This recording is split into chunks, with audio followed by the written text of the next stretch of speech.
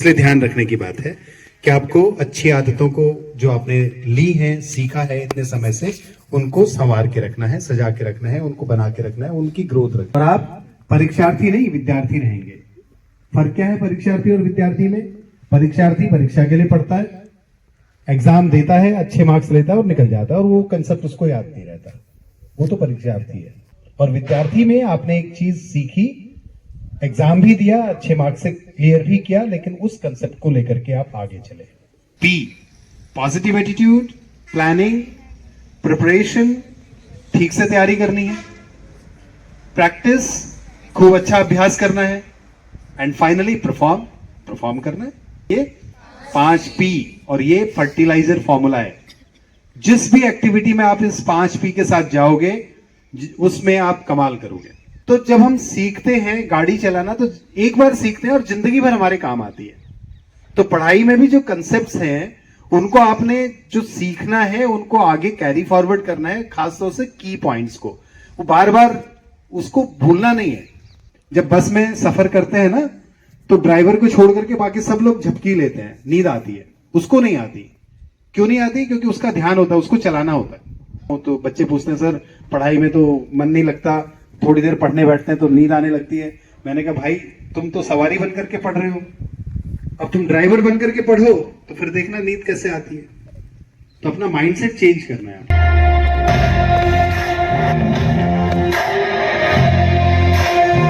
इसलिए ध्यान रखने की बात है कि आपको अच्छी आदतों को जो आपने ली हैं, सीखा है इतने समय से, उनको संवार के रखना है, सजा के रखना है, उनको बना के रखना है, उनकी ग्रोथ रखनी है। अब हम विद्यालय परिवार में हैं, हम सीखने के लिए आते हैं, तो मैं बात करूंगा कि सीखने के लिए ज्यादा समय नहीं लूंगा, थोड़ी सी बातें बताऊंगा। जितने घंटे आप काम करते हो ना, उससे कम घंटे काम करके भी और अच्छा काम कर सकते हो आप, लेकिन आपने फोकस होकर के काम करना है ना। जिस तरह से आपने साइकिल चलाना, कोई ऐसा है जिसने अभी तक साइकिल चलाना सीखा नहीं? छोटी बड़ी साइकिल सबने चलाना सीख लिया होगा ना। कोई ऐसा है जिसको नहीं आती? आपने एक बार सीखी तो हमेशा आती है ना। तो पढ़ाई भी ऐसे ही है। पढ़ाई करने का भी तरीका साइकिल चलाने जैसा, स्कूटर चलाने जैसा, गाड़ी चलाने जैसा है। तरीका सीख लेना है, और एक बार तरीका सीख लिया तो फिर सड़क कहीं की भी हो, पार्क कहीं भी हो, आप वहीं चला सकते हैं, है ना। तो क्या करना है? बहुत छोटा सा एक फॉर्मूला आपको बताऊंगा मैं, सीखेंगे। फॉर्मूला क्या है? आपने अनसीन पैसेजेस लिटरेचर में किए होंगे, छोटा सा पैराग्राफ, उसके नीचे क्वेश्चंस, उनके आंसर्स हिंदी में, है ना, अंग्रेजी में दिए होंगे, दिए। और कभी कभी वो पैराग्राफ बहुत पहले हमने किसी एग्जाम में दिया था, दोबारा से दिखता है, तो हमें लगता है ना कि अरे इसके तो आंसर्स आते हैं, जबकि आपने बहुत ध्यान से नहीं पढ़ा उसको, उसके बाद नहीं पढ़ा। ऐसा क्यों होता है? ऐसा इसलिए होता है कि जो हम किताब में जिस तरह से जो बाकी चीजें हम पढ़ते हैं, उनसे हट करके हमारा उसके लिए तरीका होता है। इधर से क्या तरीका होता है? ऑब्जर्व करो। आप जब क्वेश्चंस आपके सामने होते हैं एक पैराग्राफ के नीचे, तो आप क्या करते हैं? सबसे पहले पैराग्राफ के बारे में थोड़ा सा जानते हैं। ये पैराग्राफ किस चीज के बारे में लिखा है, किसके आंसर्स करने हैं। फिर नीचे क्वेश्चंस पे ध्यान चला जाता है, फिर हम क्वेश्चंस पढ़ते हैं, फिर हम पैराग्राफ को पढ़ते हैं और क्वेश्चंस के आंसर्स ढूंढते हैं। ये पहले का आंसर मिल गया, ये दूसरे का मिला, ये तीसरे का मिला। एम आई राइट और रॉन्ग? ऐसा ही होता है ना। सबसे पहले पैराग्राफ पूरा नहीं पढ़ते, हम देखते हैं खाली उसको किस चीज के बारे में है, इमीडिएट क्वेश्चंस चले जाते हैं, फिर हम पैराग्राफ पढ़ते हैं, क्वेश्चंस के आंसर्स को कोरिलेट करते हैं, है ना, और उसके बाद उनके आंसर्स ठीक ठीक लिख करके आ जाते हैं। वो फिर कभी दिखाई देता है तो हो जाता है। तो वैसे नॉर्मल वे में हमारा पढ़ने का तरीका है, पढ़ाई करो और एग्जाम के लिए तैयारी कर लो, क्वेश्चन आंसर्स कर लो। क्या है हमारा तरीका पढ़ने का? पढ़ो और उसके बाद क्वेश्चन आंसर्स करो। और कभी कभी तो इतना शॉर्टकट है कि सीधे क्वेश्चन आंसर्स करो और एग्जाम देने चले जाओ। चैप्टर भी नहीं पढ़ते हम ठीक से कई बार, कुछ चैप्टर्स, हाँ या ना। क्या करते हैं? या तो पढ़ाई करके क्वेश्चन आंसर्स करते हैं, या कभी कभी पढ़ाई का टाइम ही नहीं मिला तो सीधे क्वेश्चन आंसर्स करते हैं। हैं? सही गलत? Yes sir. लेकिन आज मैं आपको बता रहा हूं कि जो आप पढ़ें उसको अगर आप एक फॉर्मूला बना लें छोटा सा, पहली बार में थोड़ा समय तो ज्यादा लगेगा, लेकिन उसके बाद जिंदगी भर आपको वो कंसेप्ट याद रहेगा। और आप परीक्षार्थी नहीं विद्यार्थी रहेंगे। फर्क क्या है परीक्षार्थी और विद्यार्थी में? परीक्षार्थी परीक्षा के लिए पढ़ता है, एग्जाम देता है, अच्छे मार्क्स लेता है और निकल जाता है, और वो कंसेप्ट उसको याद नहीं रहता, वो तो परीक्षार्थी है। समझ आई बात? आपने केवल एग्जाम के लिए पढ़ा, एग्जाम दिया, ठीक ठीक नंबर लिए और वो कंसेप्ट निकला और आप आगे चले गए। और विद्यार्थी में आपने एक चीज सीखी, एग्जाम भी दिया, अच्छे मार्क्स से क्लियर भी किया, लेकिन उस कंसेप्ट को लेकर के आप आगे चले। फर्क समझ में आया? तो हमें क्या बनना है? परीक्षार्थी विद्यार्थी? परीक्षार्थी विद्यार्थी का हिस्सा है, लेकिन विद्यार्थी में वो ज्ञान आगे तक जाता है, और परीक्षार्थी में इम्तिहान दिया और वही पूरा हो गया। तो अब मैं बात कर रहा हूं इस छोटे से फॉर्मूले की, आज उसको शेयर करेंगे, फिर कभी मौका आएगा तो कुछ और बातें आपके साथ शेयर करूंगा। हम अभी तक क्या करते हैं? रीडिंग फॉलोड बाय टेस्ट के लिए क्वेश्चन आंसर्स, ठीक है, आर एंड टी। लेकिन अगर हम इस आर टी को थोड़ा सा बढ़ा दें, आर से पहले 2 लेटर और जोड़ें अल्फाबेट्स में, पी, क्यों आर से पहले क्या आता है? क्यू, और उससे पहले पी, लेकिन पी से और वी तक चलते चले जाओ, P Q R S T U V. आपने अपने पढ़ाई के मेथड में ना ये पी से वी तक जाना है। P stands for preview. Preview का मतलब है कि जो हम पढ़ना चाह रहे हैं उसको हम एक बार देखेंगे कि हम क्या कर रहे हैं, मुझे आज कितना पढ़ना है, इसमें क्या क्या है, उसको हम प्रीव्यू करेंगे। समझ आया? पी। उसके बाद क्या है? क्यू। क्यू का मतलब है जो हम पढ़ेंगे उसमें किस तरह के क्वेश्चंस होंगे, उन क्वेश्चन से क्या रिलेट होगा, क्यू पर ध्यान देंगे। जो हमने पैराग्राफ में किया था, हमने प्रीव्यू किया था पहले, फिर हमने क्वेश्चंस किए थे, फिर हमने उसकी रीडिंग लगाई थी, आर आ गया, फिर हमने उसका टेस्ट यानी क्वेश्चंस के आंसर्स कर दिए थे। लेकिन टी से पहले यहां पर एक और है, क्या है? एस। एस का मतलब है जब हम पढ़ेंगे तो हम उसको समराइज करेंगे, उसकी समरी बनाएंगे। समरी जैसे बुक के एंड में होता है ना, पहले पूरा चैप्टर होता है 3-4 पेज का, लेकिन एक पैराग्राफ में उस पूरे चैप्टर की समरी होती है, और उस समरी से पूरा चैप्टर समराइज हो जाता है, पता लग जाता है हमने क्या क्या पढ़ा, कौन से फॉर्मूले थे, इसका कंसेप्ट क्या है, कैसे करना है। एग्रीड? तो पहले प्रीव्यू, फिर क्वेश्चंस, फिर रीडिंग, फिर समरी, उसके बाद टेस्ट। टेस्ट का मतलब क्वेश्चन आंसर्स है ना। अब एग्जाम के लिए हम तैयार हैं, लेकिन एज विद्यार्थी। और उसके बाद फिर आया यू और वी। यू का मतलब है यूजर और यूज। जो भी हम पढ़ते हैं ना, आपको ये सोचना है कि मेरे सिलेबस में ये पार्ट आया क्यों, ये चैप्टर क्यों डाला, इसका मतलब क्या है, किस लिए इसको जोड़ा गया है। एक सवाल करना है आपने। अगर अपने आप से उस सवाल का आंसर नहीं मिल रहा है तो आप अपने पेरेंट्स को, अपने टीचर्स को उस सवाल के उत्तर के लिए पहुंचिए, अप्रोच करिए, उनसे जानिए कि ये सिलेबस, इस चैप्टर का यूज क्या है मेरे लिए, या किसके लिए है, ये कौन यूज इस्तेमाल करता है, उसको किस तरह से करता है। और यकीन करिए कि जैसे आप ये पूछेंगे ना कि इसका इस्तेमाल कौन करता है और कैसे करता है, तो जब उसका उत्तर आपके पास आएगा तो क्या हो जाएगा, क्या होगा बताइए उस स्थिति में, जब आपको ये पता लगेगा कि ये जानकारी, ये इंफॉर्मेशन इस तरह से यहां यूज होती है ना, तो क्या होगा बताइए, क्या होगा? एक पिक्चर बनेगा, विजुअल बनेगा। किसका विजुअल बनेगा? उस जानकारी के इस्तेमाल होने का। यानी अब वो हमारी इंफॉर्मेशन टेक्स्ट किस में बदल गया? पिक्चर में बदल गया। तो जब टेक्स्ट पिक्चर में बदल जाता है तो उसको याद रखना बड़ा सरल होता है, राइट?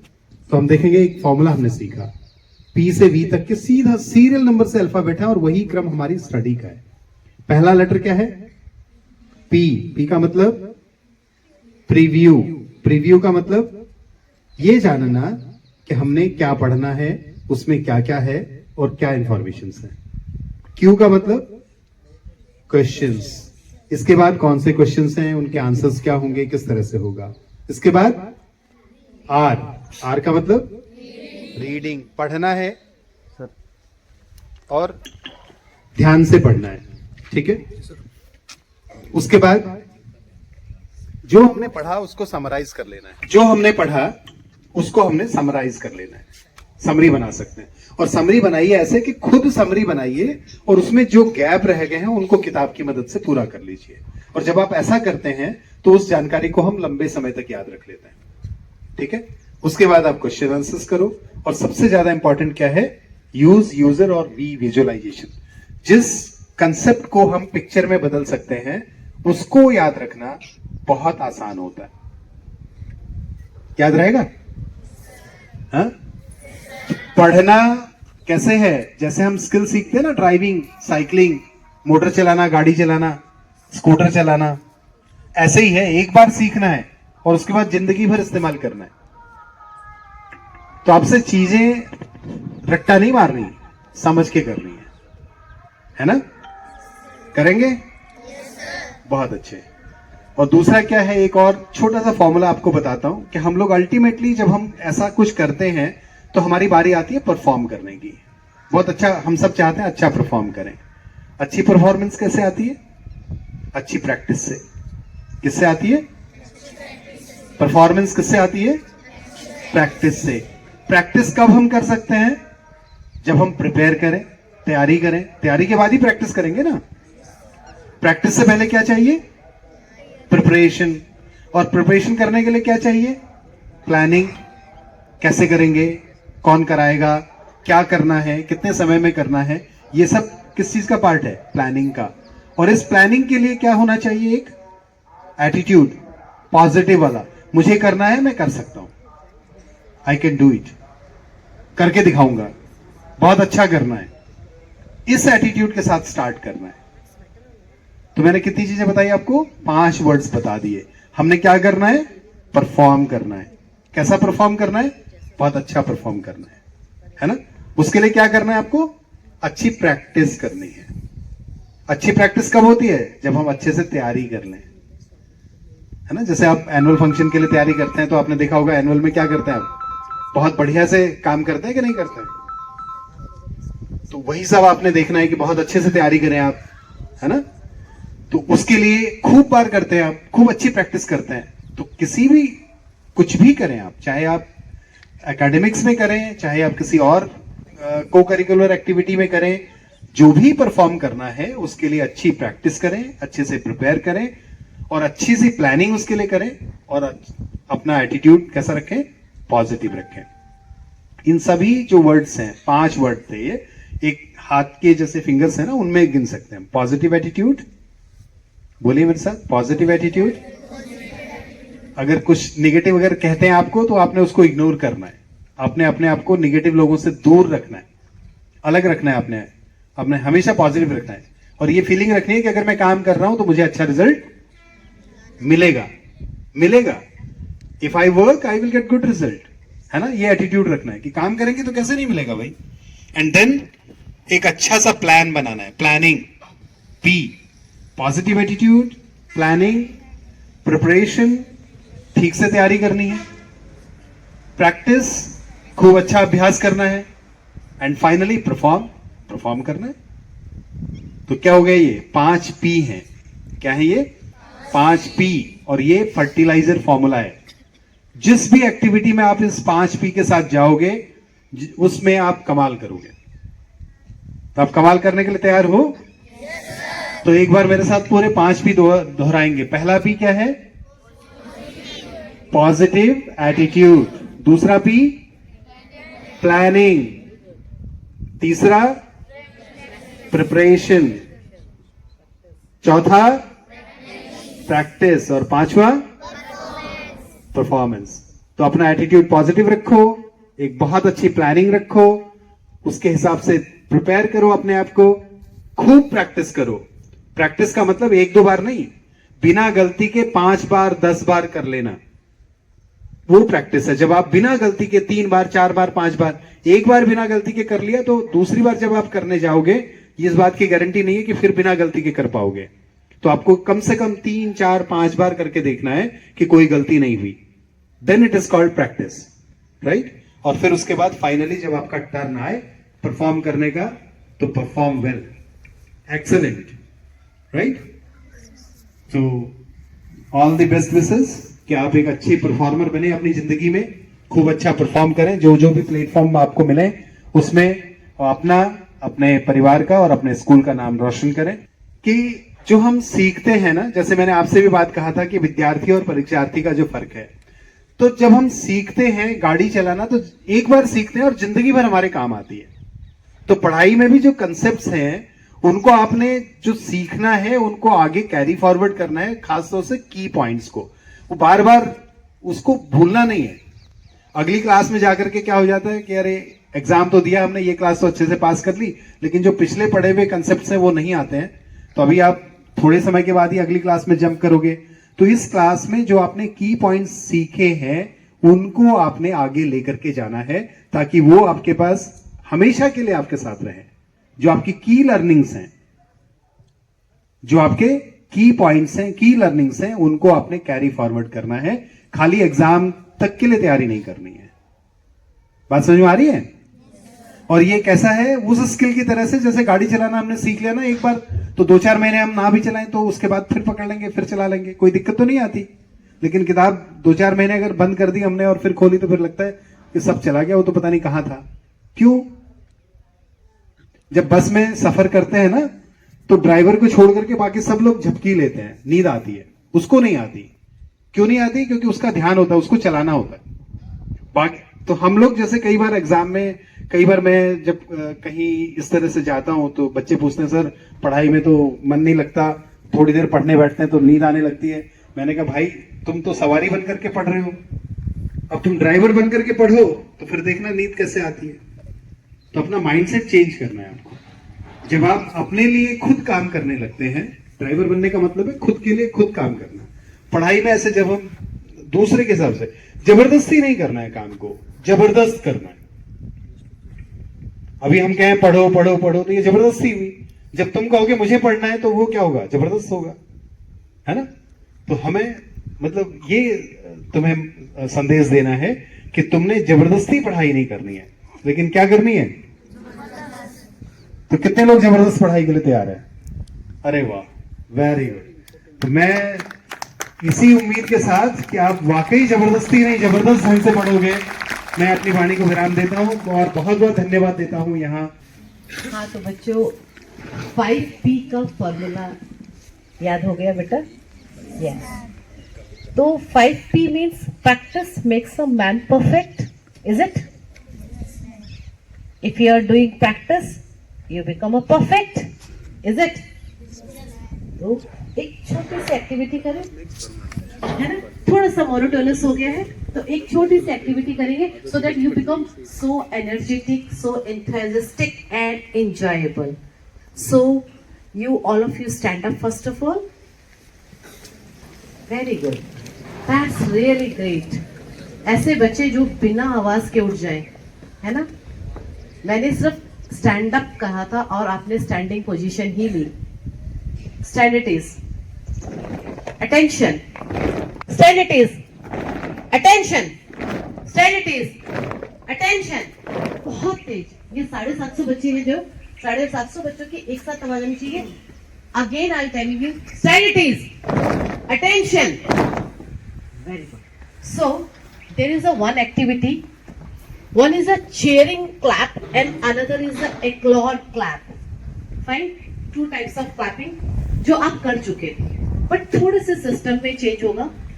मैं 1 2 3 बोलूंगी तो आपको कौन सा क्लैप करना है, और again there is a second clap system. 1 2 3 करूंगी, सेम वही क्लैप करना। Thundering of sound, just check it. किस तरह से, कैसे क्लैपिंग करने के बाद किस तरह की साउंड आती है वो आपको फील होगी इस पूरे एटमॉस्फेयर में। लेकिन उसमें एक साथ यूनिटी इज मोर इम्पोर्टेंट। करेंगे बेटा? ओके। एक दो, एक दो, एक दो, 1 2 1 2 1 2 1 2 5 1 2 1 2 1 2 okay. There are two kinds of clapping: thunder clapping, cheer clapping. Okay, cheer clapping is go for the up, and applause clapping is for down. Okay, now one is up, 2 is down. And there is a different kind of claps. Fine? Start. 1, 2, 1, 2, 1, 2, 1, 2. 1, 1, 1, 1, 1, 1. 2, 2, 2, 2, 2, 2, 2, 2, 1, 1, 1, 1, 1, 1, 1. 2, 2, 2, 2, 2, 2, 1, 1, 1, 1, 1. 2, 2, 2, 2. That's it. Complete. Have you seen the sound? Check किया sound? कुछ change मिला? कैसे change मिला? अच्छा लगा? Thank you to management. Thank you Sonu ji. Thank you principal. And thank you to all the teachers and plus beautiful, smart, disciplined students. हम सबको यहाँ बुलाया और आप लोगों से इंट्रोड्यूस कराया, ये बहुत बड़ी बात है और दोबारा हम जरूर आएंगे. आए? ये सब लोग एक बार वंदे वंदे वंदे जय हिंद. Thank you.